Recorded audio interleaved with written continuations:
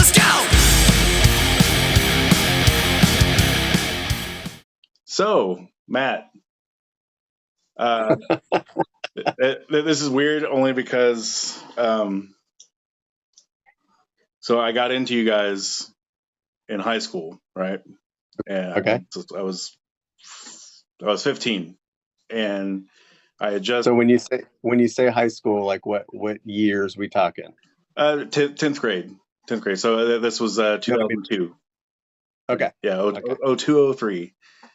Okay. Way back when. And this classmate, like, we were never like friends. We didn't like hang out outside of school or anything. We were just like, we just talked music in class. And sometimes he'd bring me CDs, and he brought me Skin Lab, and he brought me Simon Says. Wow. And so I took him home, and I put him onto my computer. And this is before iTunes and everything. I was using Winamp. Okay. Yeah. And making my little playlist and whatnot, and I gave him the CDs back, and then eventually I bought both albums, and then you guys didn't exist anymore, of course, and so 20 years have gone by, and I've got your CDs, and and of course on Spotify I was always looking for you and weren't there, and then I'm in a couple of different new metal groups on Facebook and stuff, and someone had put something about Simon Says started being active on social media, and I was like, really? Yeah. And then, like a day or two later, I got an email from Shauna about like an official press release, and I was like, I'm on it, like, can't wait. Awesome. Sorry for the story, but it was just it was like, one of those things where, like, I long accepted, I'd never see you guys or hear anything new, or it was like, yep, they're 20 years ago, that's in the past, and I'll just appreciate what happened. So no, I appreciate the story. It's good context because, like, I've done a handful of these, between Shauna and Tom. They've been super helpful and just kind of helping to create the awareness. And but I always walk into these things blind, and I think not that it's a bad thing. I think people just assume, like, I have background of where these things are coming from. So I appreciate the story, man. It's cool. It gives good context, and that's kind of why I was asking you what years are we talking about, because it helps me kind of, like, all right, put things in perspective. So yeah, no, it was just like right at the time that I guess Simon Says was kind of falling apart, and then the next little project happened, and that didn't happen. So right, all in that same time period is how long ago all this happened. So yeah, it's kind of cool, full circle moment, hell yeah. So, well, let's take it back to the beginning. Tell me about how Simon Says kind of got together, or what you were doing even before that, if you had other things going on. And yeah, no, we're all we all grew up together. We're all from pretty much the same area of town in Sacramento. We're just in the suburbs of Sacramento, and we all went to rival high schools. The drummer Mike and I we've been going to school together since 7th grade. Okay. And then we hooked up with Zach. He basically had a band, and we sort of joined forces with him. This was probably 92. And that was really kind of the birth of Simon Says, but not really as Simon Says. It was just the birth of the three of us playing together. Right. We were probably as cool and as good as anybody would imagine 15-year-old kids in high school would be. Heavily influenced by bands like Pearl Jam and Soundgarden and Alice in Chains, and what was kind of dominating the airwaves at that time in 90, 91, 92. I was a metalhead, always. I owe probably that love of metal to my ex brother-in-law, whom I'm still really close to. He introduced me to Metallica back in the late '80s, and from there it kind of progressed into Pantera and Slayer, and I think I really gravitated towards that kind of.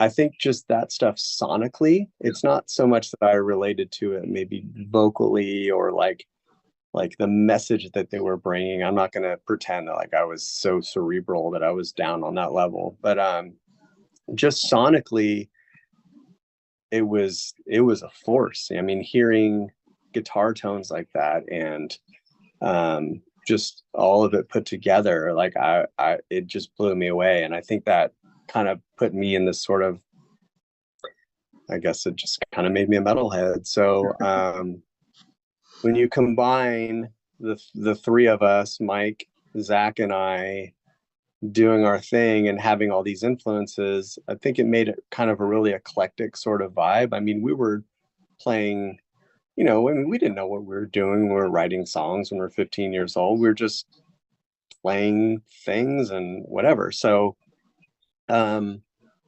was kind of the birth of Simon Says. And then we went through a handful of bass players over the course of a year or two until we found Mike Arrieta, our bass player, who was even a couple of years younger than we were. So by this time we're, the three of us are 16, 17. Mike's probably 15. You probably felt pretty cool, huh? Yeah, well, it was crazy because like so our drummer, Mike, taught lessons at a local music shop, and Mike Arrieta, our bass player, would come in for his bass lessons.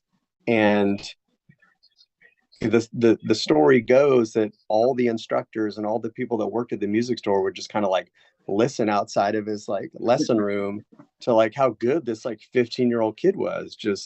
I mean, just riffing around on the bass. Yeah. And Johnson was like, we got to get this kid in the band, dude. Like, I don't know, like whatever we have to do, we got to get him in the band. And so we did. We just basically were like, you have to play with us. We didn't really give him an option. And so I remember picking him up for probably the first 6 months or so of him playing with us because he didn't have his license yet. He was 15. Right. So that's kind of the birth of the origination of how we all got together. We were like any garage band, like I said, kind of doing our thing, playing in and out of the Sacramento scene, quote unquote. But we were really fortunate. I mean, bands that we looked up to were right in our backyards. I mean, bands like Far, bands like Deftones.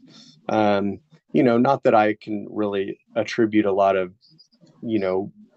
like the sonic side of Simon Says to like Cake, but like a band like Cake, I mean, as far as their work ethic and how to write songs and building a story and a fan base, like, I mean, we had a pretty good model in front of us of like what it took to be a legitimate local band, if not on a bigger level, depending on how far you could take it. Yeah. So, I mean, we were going to see bands like Far and Deftones like after our junior proms, like in high school, like they were playing the local club, which was the Cattle Club at the time. So, I mean, I probably attributed a lot to like the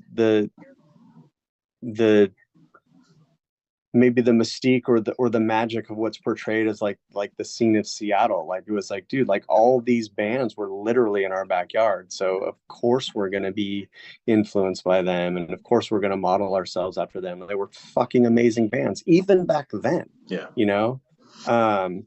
So we were pretty fortunate in that sense. Fast forward, handful of years, putting ourselves on the road, going up and down the West Coast, and the Western region just on our own as 17, 18, 19-year-old kids, just like, well, this is what Deftones did. This is what Far did. This is what, these other bands did. That's what we got to do. So we did it. And I think that kind of built the story, and that built the kind of the local quote unquote following. And then we stumbled upon, I mean, I could go super deep, or I could kind of keep like, I'll try to keep this kind of streamlined. We stumbled upon management through looking for an attorney. Okay. And Jeff Saltzman and Mark Needham basically got us our record deal in 1998. Yeah. We went down to LA, we did that whole thing, we showcased for a bunch of labels. And then bam, Jumpstart basically comes out. And that's probably simultaneously the highest and the lowest point of our career. I know everybody's got their opinions and their assertions and perspectives on what we were, and if I'm being honest, it's all for good reason. We were not presented to the world in the most flattering of ways when it comes to the rock and roll world. Yeah. So we could probably kind of like, spin off from there, but that's kind of the beginning, local garage band, high school friends, and turned into a record deal. Jumpstart comes out in 99, and then that's where the world's introduced to Sinuses. So do you have any coming of age fun stories from those earlier days, or like your first tours and stuff? You mean as far as before getting signed? Yeah. Yeah. I off the top of my head, I mean, I don't know that I have any specific things that are sticking out. I think in general, that's really where we developed our love for the grind, the work ethic, just really learn the perspective of like what it takes to be in a full-time functioning band. Mm-hmm. It's not all fucking chicks and booze and sold out shows. It's not, I mean, we were a band for almost 7 years before we got a record deal. And, I mean, I can't count the number of times that we played to literally a house sound guy and a bartender, and being 500 miles away from home, 800 miles away from home. But that's when you really learn, well, what am I doing this for? Am I doing this to be a rock star, or am I doing this because I just love being with these dudes and I feel like I have something to say, and I'm going to say it, even if it's 600 miles away to two people, Yeah, we paid a lot of dues. We sweated out like a lot of other bands did. So back to your question, I think globally, all of it was a coming of age story. It really shaped our perspective on like what to expect and what to not expect, made us really appreciate what we had. There you go. Yeah. So obviously between Jumpstart and then Shut Your Breath, there was quite a change in the sound. Now, was that a concentrated effort, or was that's just kind of what you guys started doing? Yeah, no. So nothing was calculated as far as like what we were creating sonically. People ask me, I've had this question asked in the past. What is my quintessential Simon Says song? Like, what's the song that defines the band? And I can't answer that question because I don't think Simon Says has ever captured that song. Yeah.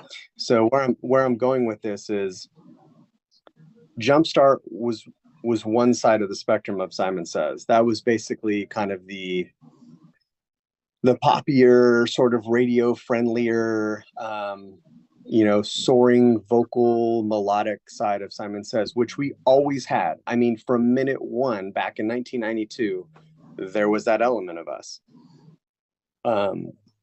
We just kind of got lost in the machine of having influences around us, basically kind of telling us that there's a whole world outside of Sacramento and outside of hardcore music and outside of loud heavy rock, like you got to write songs. And so I think we kind of got caught up in that. I mean, you got to remember we were 20 years old when we got our first record deal. So we were, I mean, I'd be lying if I said we weren't heavily influenced by these people all around us making hundreds of thousands of dollars, if not millions of dollars, like because they built other people's careers, like of course we're going to be like, okay, well, whatever you say. Yeah. And it Jumpstart, was a super different time in the industry, like what all was going on, especially with rock and metal and everything. It was like a whole different thing. Absolutely. So I think you get that side of the spectrum, and then, but we just didn't hit the mark on that record. We as a band should have stuck to our guns a little bit more. We should have kind of, rested, like in our laurels and just kind of like gone with our gut a little bit more. I could pick that record apart. There are some good moments on it, and I know there are people out there that love it, and that's cool. Like, I'm not going to ruin it for those people.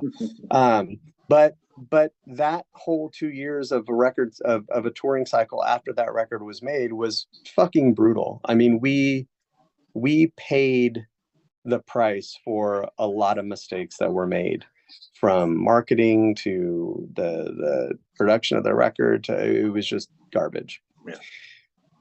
So then Shut Your Breath comes along, and we're like pretty fucking pissed off, and like that's what emoted out of us. That wasn't calculated. It wasn't like, well, we're going to be like super heavy even though we're not heavy. I mean, we've always been a heavy band. Yeah. But we've just had a melodic side to us. But on the Shut Your Breath record, we went all in. We were like we're going to be heavy, and we're not going to make any compromises. We're going to show ourselves like, okay, we like, there is this element to us, and we just went way that side of the spectrum. So to answer your question, what happened between the two records was just a lot of life and a lot of misfortune, to be honest, and just a lot of emotion, a lot of just young kids not knowing how to deal with shit coming their way. So we just put it all into song, and like, you got a really angry record, and that probably made a lot of people happy, and it probably like established our cred to some people that thought we were pussies, and then to the people that really like the melodic side of us, it probably pissed them off. But we've never been a band that gave a fuck about what anybody thought, and that's probably why I'm sitting here today, like, not fucking selling 30 million records, because I don't give a fuck. Right. So but then things fell apart. So what led to the downfall and then into Key to Arson, right? Yeah. Our drummer Mike, I think, found out probably pretty early on in the touring cycle. You get outside of your local scene, and like I said, we put ourselves on the road for a week or 2 or 3 at a time up and down the West Coast, but you're always like real near to home, right? So the perspective's not really what it turns into. Yeah. But I think after realizing like, oh shit, like, it really takes being on the road for 2 years at a time, each record cycle, to like really do the thing, I think Mike, our drummer, realized that like he wasn't really down with that. I think he tried to convince himself that it was that our dream was his dream. Yeah. And it really wasn't. And I think he finally got to a place to where he basically was ready to face that um during the Shut Your Breath tour cycle. Mm-hmm. So he essentially left the band, um, and going back to being young kids that don't know how to deal with fucking shit. Um, we didn't really know how to process that and deal with that without taking it personally. And I don't think he really knew how to leave the band without making it personal. It was like, it couldn't just be, well, I'm not happy and us just accept it and we just move on. It was like, it was a marriage. It was like, dude, like You're you've been my ruining best life. friend. Exactly. You're ruining my life. You've been my best friend my entire life. Like what does this say about me that you're not happy, you know? And we imploded so badly that it was something that we couldn't come back from for 22 years. um, so Mike left the band in '01, um, and the rest of us, Zach, Mike, bass player, and myself, you know, we wanted to continue on, but I think that we held Simon Says as this sacred thing. Whether we were pissed off at Mike and he was pissed off at us or not, it was like it wasn't Simon Says without Mike. Mm-hmm. And there was a lot of emotional baggage that went along with that. You know, looking back, probably wasn't the smartest business decision to just completely abandon this thing that we had been building for 10 years and the groundwork that we'd been laying. But back to what I was saying before, like we never gave a shit. Yeah. So we're gonna do what we're gonna do, whether it's a good decision or a bad decision. And we decided Simon Says is done, and we're gonna start a new project. Now I understand why everyone just assumes it's Simon Says with a name change. I get it. It's three of the same members. We're all writing the same style of music. I mean, it's not like it's gonna deviate that far. Mm-hmm. But for us, it was a completely different project. It was not Simon Says. It was Key to Arson. Yeah. So we started Key to Arson with a really close friend of mine, well, all of ours, Dave Merritt, who ended up taking up the drums, and that was cool. It was fun. We did that for 4 or 5 years.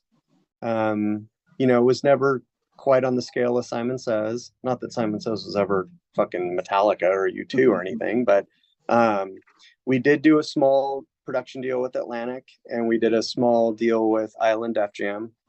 You know, pretty much to no avail. We kind of were successful regionally and on the West Coast where we're from. We eventually ended up putting out the songs that we did for each label, as well as some other ones, in a full length LP called Light 'Em Up. And then, probably 2004, well, it had to be just before 2000, the end of 2005, because my son was born in '05. Zach and I kind of came together. We both called each other and we're like, hey man, I need to talk to you. And Zach's like, cool, I need to talk to you too. And we both met up basically with the intention of telling each other the same thing, that we were done. Like it wasn't that we didn't love what we were doing in Key to Arson. It wasn't that we didn't believe in it. I think we were just burnt out at that point, and just burnt out on, I mean, I don't want to sound like woe is me, like, oh, fucking, oh, nobody gets me. Not like that, but like, I think we lost faith in the industry. Mm-hmm. At that time, the industry was changing. It was moving heavily into the digital world, which is amazing. Like, I mean, I benefit from it today. But at the time, I think I was like, I don't understand this. I don't want to understand this. I it's not fun anymore.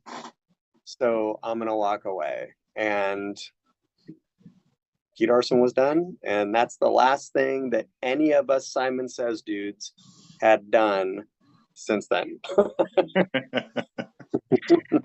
Well, so musically, the Key to Arson album was kind of in between.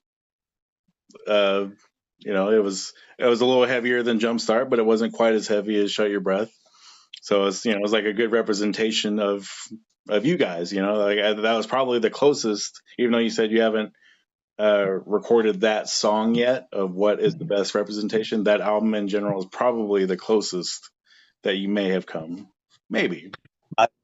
I think you're absolutely right. And to be honest with you, like to this day, Key to Arson is probably the stuff that we did on that record. It's probably some of the stuff that I personally am most proud of to this day, even though nobody's heard it. Yeah. For exactly that reason. I think we just were in a space to where we didn't, we weren't angry. We weren't all googly eyed and just like green and wide eyed, like, oh my God, life's so great, like Jumpstart. We were just right in this, like we had perspective, and it was like, let's just write songs and just see what happens. Like I was like, I'm going to harmonize on something I would never allow myself to do before. And Simon Says, Zach, why don't you sing some backups? Hey, let's play a straight beat here rather than some, linear kind of like, all over the place, like make you think kind of thing, which I love to this day. I still love that stuff, but we just kind of stripped it all down and we just played rock tunes. Yeah. And like, I think you nailed it. I think Key to Arson is probably more Simon Says than anything. Okay, so you said you guys haven't done anything now in 20 years, which I know that like all of this, like what we know, time has just flown by. Yeah. And it's been a whole lifetime since then now. And so I've kind of read like little snippets of things and heard some stuff. You were this kind of all came together because Spotify and streaming and all that, right? Like you wanted to get that stuff out there. Yeah. Yeah. So we got back when Simon Says broke up in 01. The four of us did not step in a room together until the height of COVID in 2020. I kind of rallied the troops. I lost a really close friend of mine, and it really gave me perspective on like the fact that I've pretty much taken my entire life for granted. I've never really sat back and just appreciated my ability to do anything. Mm-hmm. I just assumed it's always going to be there. And the close friend that I lost was just so happened to be in a project that I was playing in, and all of a sudden I couldn't do that project. And it really weighed heavy on me. And so I was like, look, man, I don't give a shit if we're pissed off at each other or not. I got to reach out to these dudes. So I did.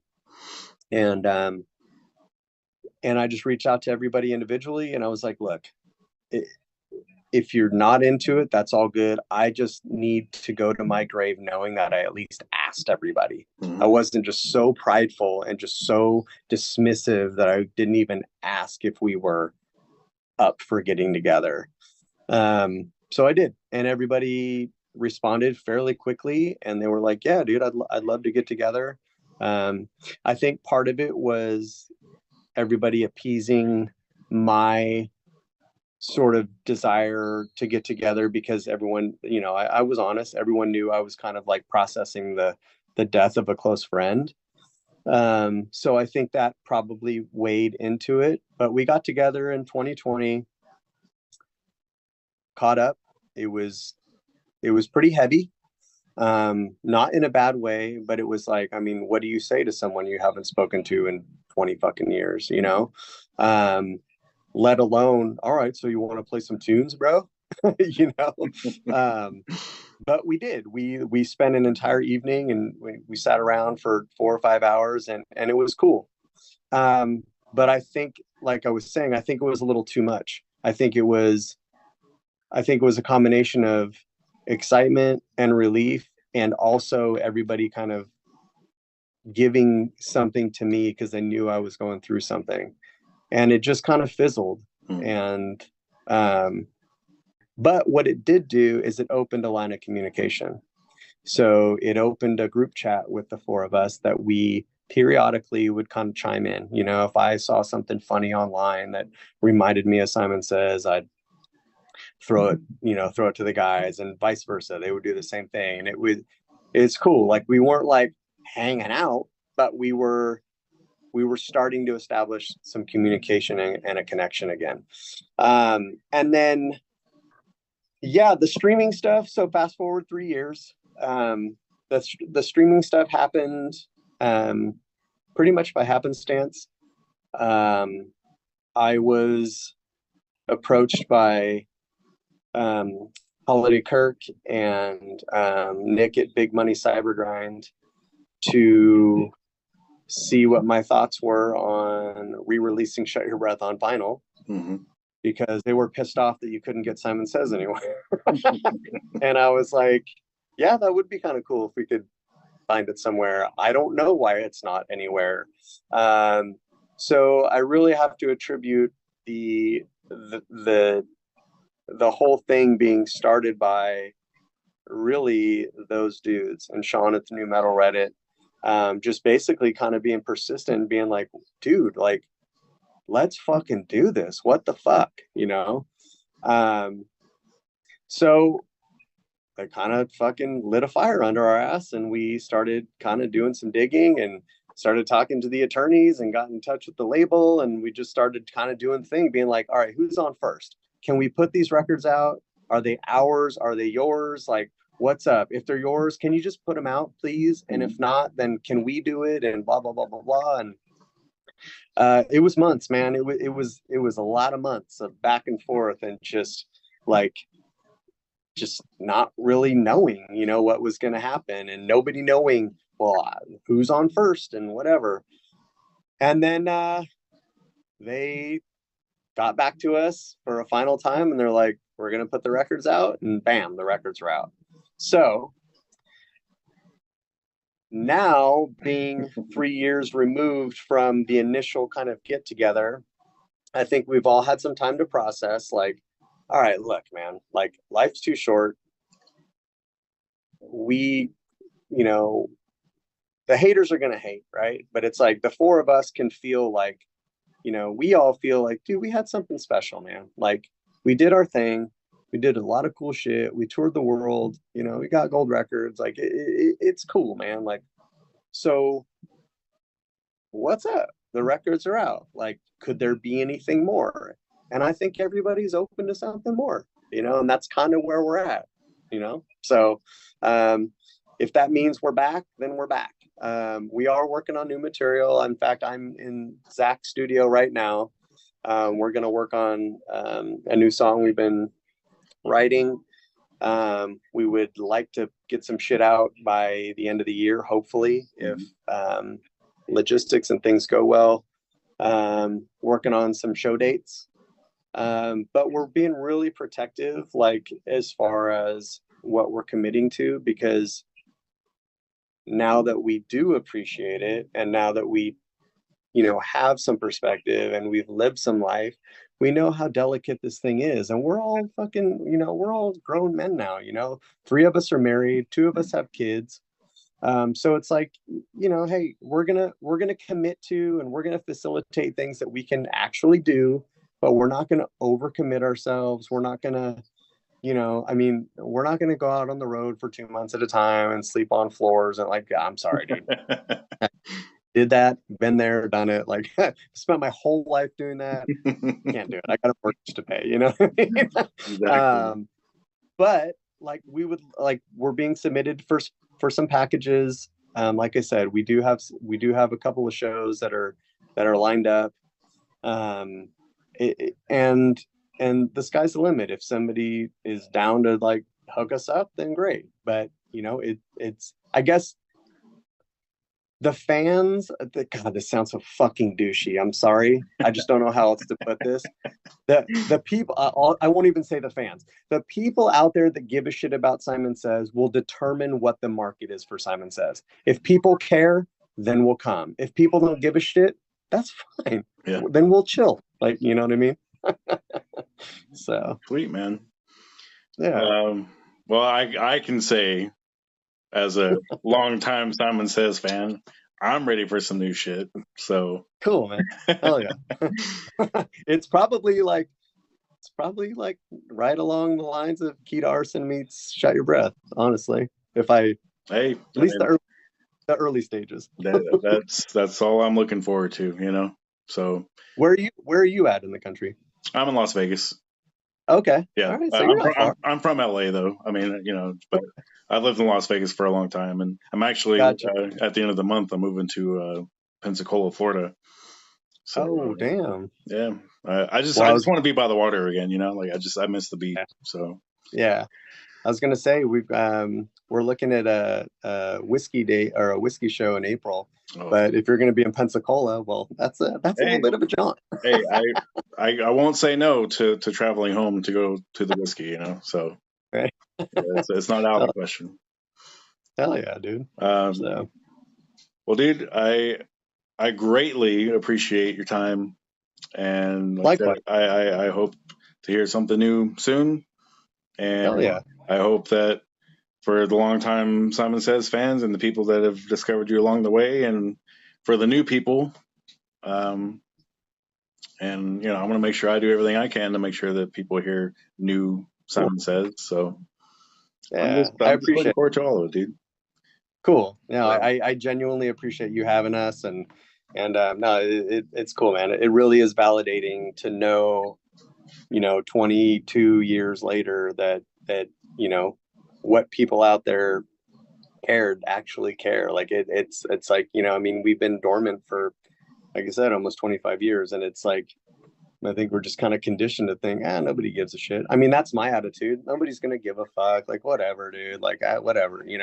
And it's cool, man. I genuinely appreciate, people like yourself and the people that are chiming in and on the socials that have something positive to say. Again, obviously haters are gonna hate, but like, Fuck them it, boys. it it means a lot to know that people care. So I appreciate you having me, man, for sure. Absolutely, man. Yeah. Well, I hope to see you guys live at some point. And Yeah. until then, take care of yourself, Matt. Good luck with everything on Cool. this, and you know, I hope a couple people will take a listen. You know. Hell yeah. Hell yeah. I appreciate it, Marcus. Thank you, man. All right, dude. Take care, dude. All right, dude. You too.